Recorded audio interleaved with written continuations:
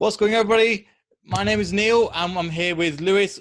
It's just been announced Chilwell has gone for 50 million, 5-year contract, £190,000 up from 65k at Leicester. You can understand why I wanted to leave.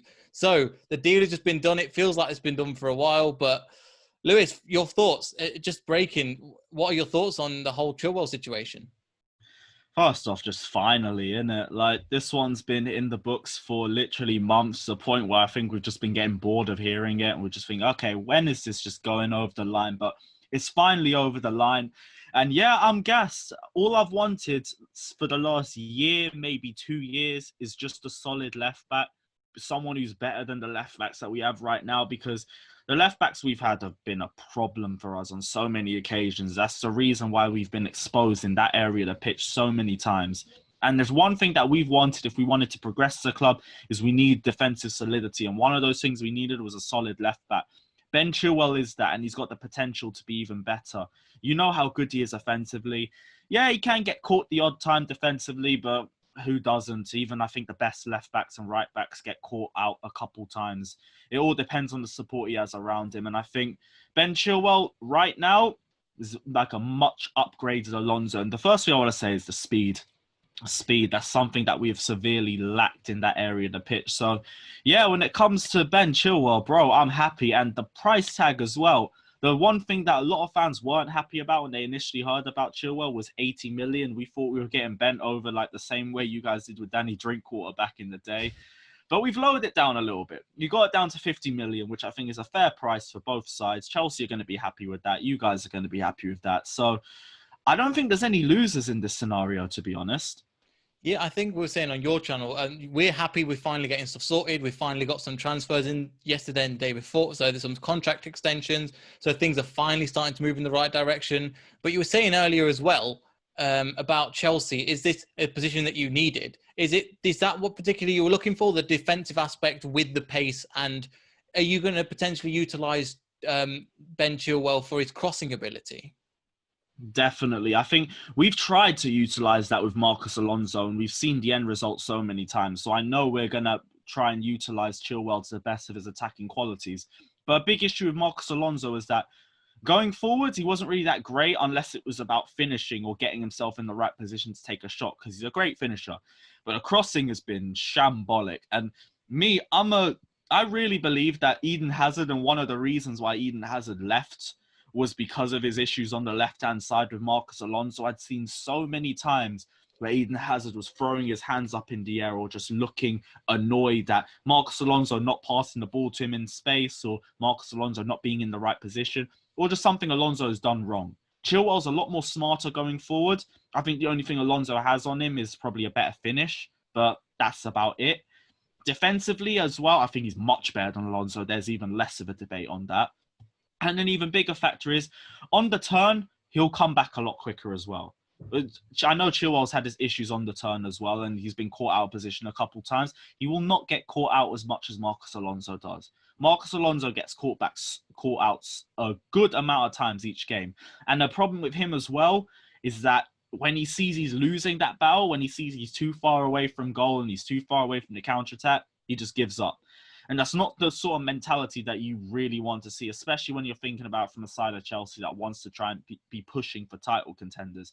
We need someone who's going to be a lot more consistent going forward and coming back as well. Ben Chilwell fits the bill for both of that. And we needed someone with his versatility. Yeah, I agree. I think Ben Chilwell definitely has that, and hopefully you guys can get the best out of him, because we've seen him kind of lacking at times, but I think mainly because of the transfer we were saying earlier, going from 65k to 190 is a massive amount of money, because bearing in mind, I think only Vardy's on maybe on 130, 140.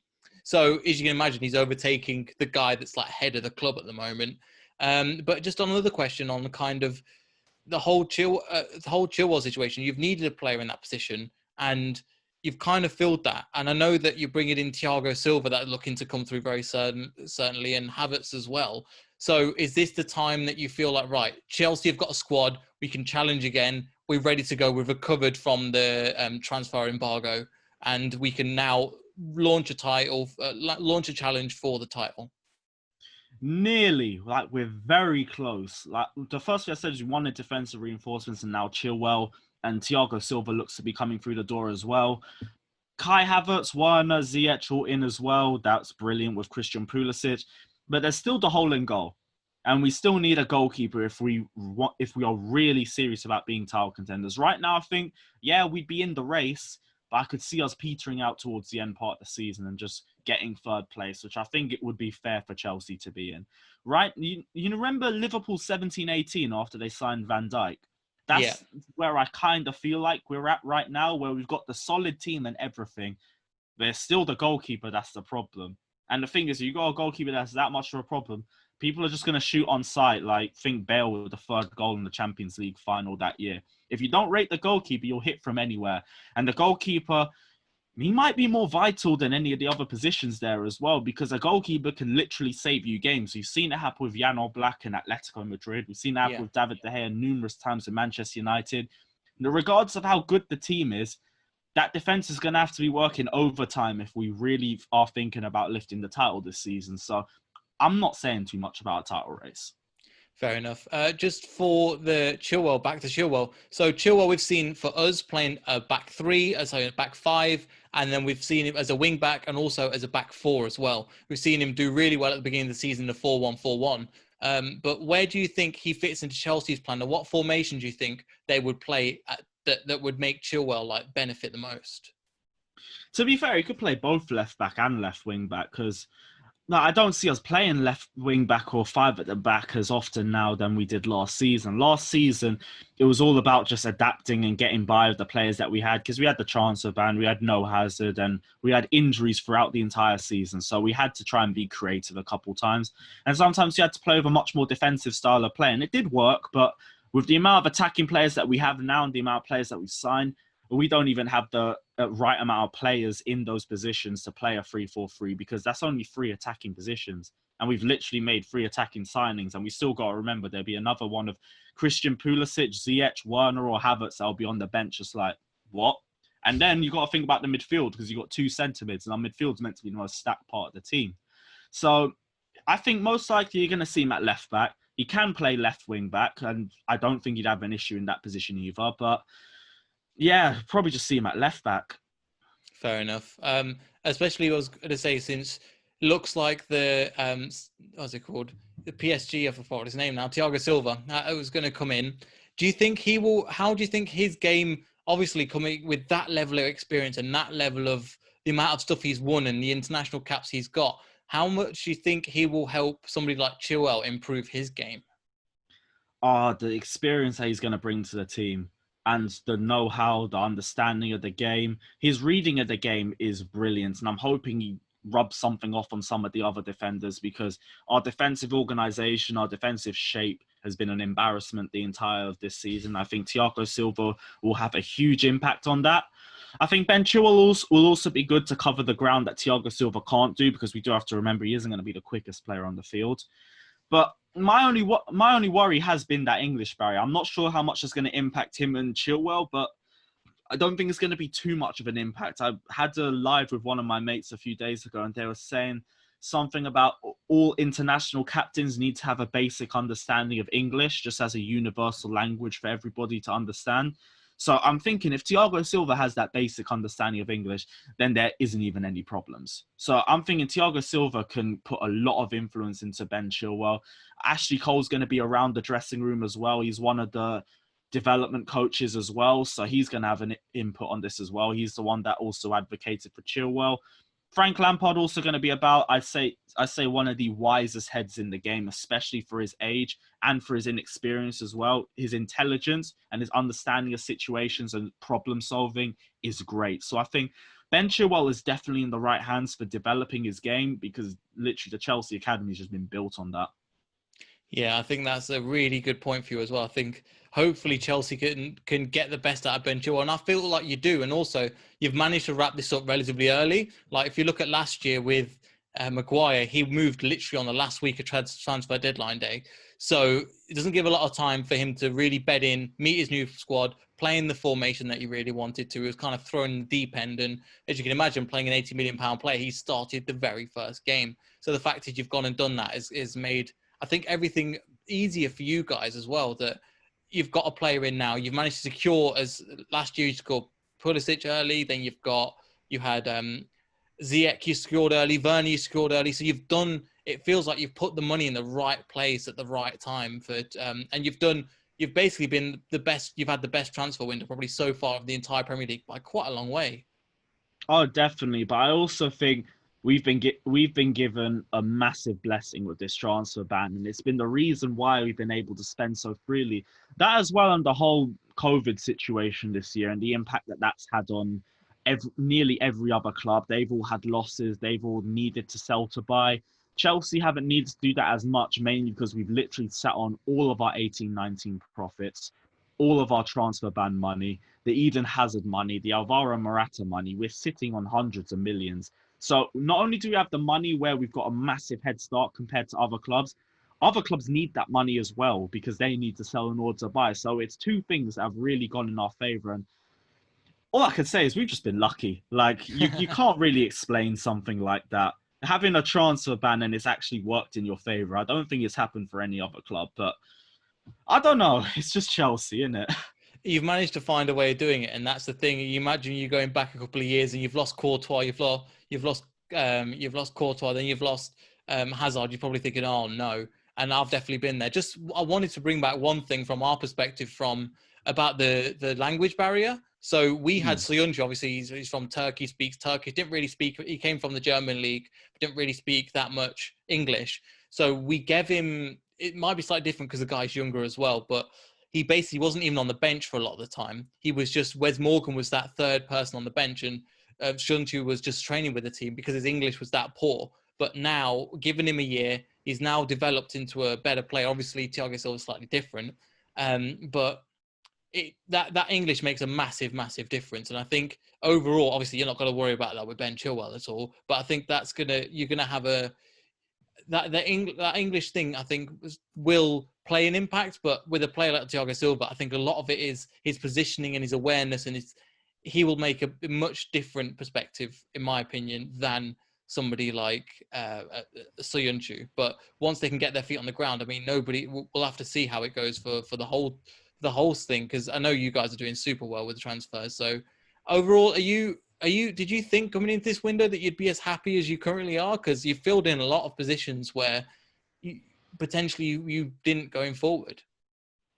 I'm not sure because Werner came out of nowhere. Ziyech came out of nowhere and was done very quickly. Initially, I was just happy with the pair of them, and I was thinking, yeah, now let's just sort out the defense. Then Kai Havertz came out of nowhere, and all of his other suitors fell out one by one. Bayern Munich put most of their money towards Leroy Sané, and they now had to sell in order to buy. Real Madrid are just stacked with midfielders, and they couldn't really justify buying another one without selling more first. So at the end of it, Chelsea were just the only club that was there for him. So a lot of things have fallen in our place. It's the same thing with Timo Werner as well. Liverpool were meant to be getting him initially, but then Liverpool pulled out of the deal because they thought they've done too many attacking reinforcements over the last few years. And they didn't think they could justify getting Werner as well as having Firmino, Salah and Mane.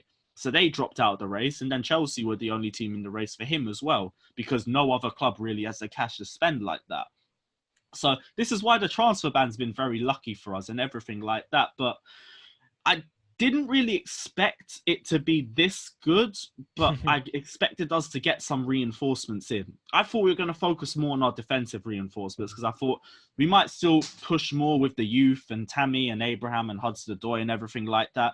But I like what we've done. I'm not going to complain anything like that. It's always survival of the fittest. Even if it means Mount gets benched for a while, Tammy gets benched for a while, it really is what it is. Like, I always go back to 2003 when Roman Abramovich first joined, and he just pumped so much money and so many players into the team, and everyone was saying Frank Lampard was looking like the weak link that could end up being sold. And he ended up shining. He's like a diamond. It just shone under pressure. Mason Mount, Tammy Abraham, just got to expect the same. Just because better players come in doesn't mean it's the end for them. It means it's going to be tougher for them, but it's Chelsea. It shouldn't have been as easy for them to walk in the first team in the first place. If they're that good, they will show it, and they will all be given the opportunity to show it. That sounds like really good. It sounds really good. I think one thing as well, we're just coming back to kind of the Mount and Abraham thing. Obviously, with them being benched and them falling down the pecking order, how do you think that will affect their chances in when they play for England? All depends on the game time and the way they show themselves, because it is a very stacked midfield. I think Mount, he's got very tough competition with Grealish and Maddison. Maddison's obviously going to be having more game time, Grealish as well, and he's got the Premier League football now to back it up too. So it might be hard for him, but Mount's also interchangeable. He can also play on the right side or the left side if you need him to. He's obviously primarily a centre mid or a cam, but he's also versatile as well. It will kind of have an impact on their game time. It's really just something that they're going to have to manage. Again, it is just a case of survival of the fittest. He isn't going to start over Havertz initially.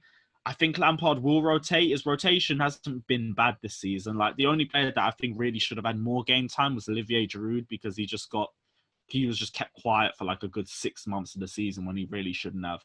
But Mason Mount, I think, probably should still be around the England squad. Tammy Abraham was never really first choice anyway over Harry Kane and Jamie Vardy, so it just really is what it is. Hudson-Odoi, the same. He didn't really have much of the game time this season anyway, because he's been struggling with injuries and coming back from that Achilles injury that took him out of 18-19. So Hudson-Odoi is literally just about seeing him at his best next season. But the other two, it just all depends on how they do next season. It's really all speculation. Brilliant. Well, let's hope for all the best for Chelsea. We'll see if you guys, if we can keep up with the top half of the league. It's going to be a struggle for us.